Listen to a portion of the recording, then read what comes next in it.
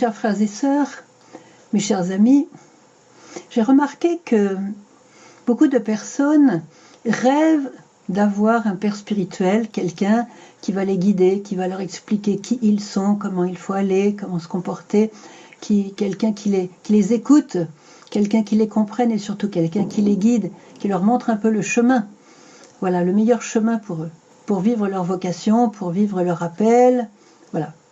Eh bien, les pères spirituels, il est vrai, se font rares aujourd'hui. Ils existent, mais ils se font rares. Des prêtres qui prient beaucoup, qui n'hésitent pas à jeûner aussi pour leur protéger. Bref, il y en a quand même peu et il faut vraiment prier beaucoup le Seigneur pour les trouver. Mais la petite Thérèse, par exemple, n'en avait pas. Il y a beaucoup de saints qui n'en avaient pas. Tout le monde n'était pas comme sœur Faustine, avec un père spirituel qui est lui-même un bienheureux maintenant, vous voyez, le père Sopochko. Alors, nous avons tous un guide, et c'est l'enfant Jésus. C'est écrit même dans la Bible, dans le prophète Isaïe, un petit garçon les conduira. Et bien ce petit garçon, c'est l'enfant Jésus. Je voudrais vous parler de lui un petit peu aujourd'hui, et surtout le prier avec vous. Je voudrais vous raconter d'abord un témoignage tout simple, pour vous dire la puissance de l'enfant Jésus et la tendresse qui émane de lui. C'est l'histoire d'une jeune fille, encore un petit peu adolescente, et à cause du contexte familial qui était le sien, alors sa mère ne l'avait pas bien aimée, et son père était parti, bref, une situation familiale où elle avait beaucoup manqué d'amour, et elle avait des blessures profondes, elle avait vraiment un peu de révolte contre la vie, contre sa famille, etc. Et un jour, elle a été invitée à participer à une prière dans une église, avec un groupe de prière. Et elle est arrivée dans cette église, il y a le groupe de prière qui a commencé, et puis elle s'est rendue compte qu'à un certain moment, ils annoncent que on va prendre une statue de l'enfant Jésus, et chacun va être invité à le prendre dans ses bras, à lui parler un petit peu, à le coucouner, je dirais, voyez, à lui exprimer un peu de tendresse. Et quand elle a su ça, elle est partie en courant, parce qu'elle ne supportait pas l'idée d'avoir un bébé dans les bras, l'enfant Jésus encore moins. Et donc elle est partie en courant dans une certaine révolte, une peur, un malaise, disons, un mal-être, voilà. Elle est sortie, et puis une fois sortie, elle s'est dit, mais qu'est-ce que je fais là dehors? C'est pas en étant dehors que je vais aller mieux. Il faudrait que je rentre. Ah ben non, il n'est pas possible que je rentre, que je prenne l'enfant Jésus. Non, ça c'est impossible. Et ben si je ne le prends pas, qu'est-ce qui va me sauver? Alors pendant elle a fait un combat intérieur incroyable. J'y vais pas. Non, je peux pas y aller. Mais si j'y vais pas, ça va pas non plus. Enfin bref, vous voyez le genre. Alors finalement, elle s'est décidée à y aller. Elle est rentrée dans l'église. Elle s'est remise avec ce petit groupe de personnes. Et voilà qu'elle a fait la queue pour recevoir l'enfant Jésus dans ses bras. Elle a reçu l'enfant Jésus dans ses bras. Et là, l'enfant Jésus a agi avec puissance sur son cœur.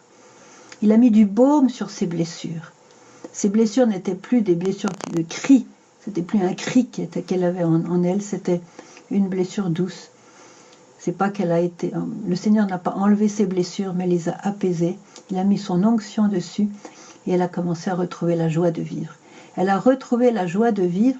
Elle s'est réconciliée avec son passé, avec elle-même, avec son cœur blessé. Et elle est devenue une autre personne. Et c'est l'enfant Jésus qui a accompli cela. Un enfant les conduira. Un enfant, c'est l'enfant Jésus.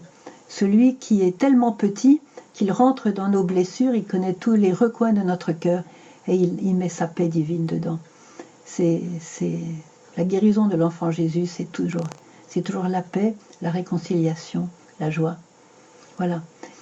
Vous savez que à Beaune, en France, à côté de Dijon, il y avait une sainte sœur qui s'appelait la Vénérable Marguerite du Saint-Sacrement. Elle était carmélite dans le Carmel de Beaune. Et elle disait que toutes les prières offertes par les mérites de l'enfance de Jésus sont toujours exaucées. Alors je répète, les prières offertes par les mérites de l'enfance de Jésus sont toujours exaucées. Et puis je connais une sœur croate, une personne vraiment très proche de Jésus, qui a demandé un jour à Jésus, mais lorsque je m'adresse à toi en tant qu'adulte, tu m'exauces, mais tu prends un certain temps quand même pour m'exaucer. Mais lorsque je te parle comme un enfant, tu m'exauces beaucoup plus vite. Mais pourquoi alors?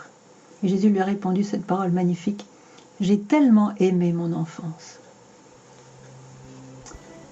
Alors maintenant, je vous invite à prier avec moi l'enfant Jésus nouveau-né dans son berceau, dans sa petite mangeoire. Ô enfant Jésus, je voudrais te dire et te redire combien je t'aime. Je te regarde et je te vois si petit, si innocent, si vulnérable, si démuni. Et pourtant, tu es mon Seigneur et mon Dieu.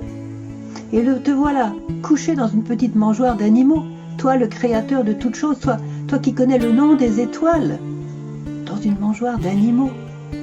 Alors avec Marie, Joseph et les bergers de Bethléem, je viens moi aussi t'adorer. Je regarde ta mère Marie et j'apprends d'elle à t'adorer. Comme elle est belle, qu'elle est belle,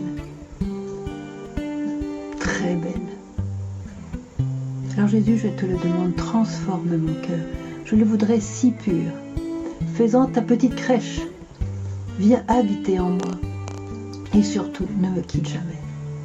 Viens à moi comme je suis. Et toi, je t'accueille comme tu es. Je te donne tout ce que je suis et toi, tu me donnes tout ce que tu es. Petit Jésus, tu sais, Hérode voulait te tuer alors que tu venais pour nous sauver. Alors je t'en prie, Jésus. Garde-moi de tout péché et de tout ce qui pourrait te peiner dans ma vie. Remplis mon âme d'amour. Comble-moi de cette paix divine à laquelle j'aspire tant, surtout en ces jours troublés de notre monde d'aujourd'hui. Oh, comme je voudrais te prendre dans mes bras. D'ailleurs, je ne vais pas m'en empêcher. Et voilà. Comme je voudrais te prendre dans mes bras, Jésus. Voilà.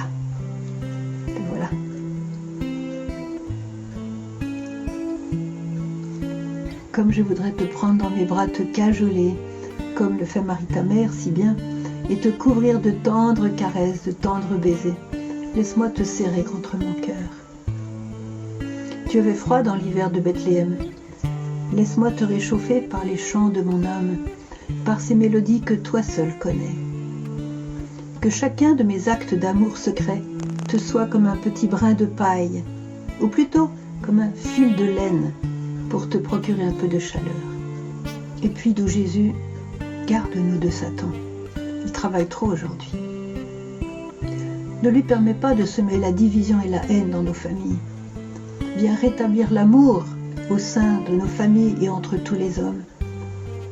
Qui d'autre pourrait le faire sinon toi, le roi d'amour? Le roi d'amour. Oui, que le mal s'écrase contre ton innocence. Enfant Jésus, j'ai une autre demande à te faire. Tu connais mes limites, mes blocages, mes impuretés. Alors, je t'en prie ardemment, guéris-moi de toute maladie qui m'empêche d'aimer. Je désire comme toi exceller dans l'amour. C'est le vrai but de ma vie avec toi. Petit berger divin, je m'abandonne complètement à toi. J'ai confiance en toi.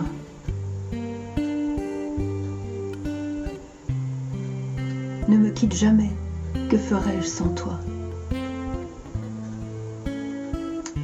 Petit Jésus, que ta bénédiction soit toujours sur moi, sur nous tous.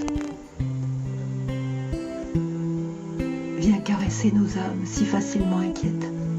Conduis-nous tous sur le chemin du salut, sans oublier les brebis perdues. Car nous avons hâte de te voir de nos yeux, de te toucher de nos mains. Nous avons hâte de nous livrer à ton étreinte. En ce jour béni où toi, Jésus, tu seras tout en tous. Amen.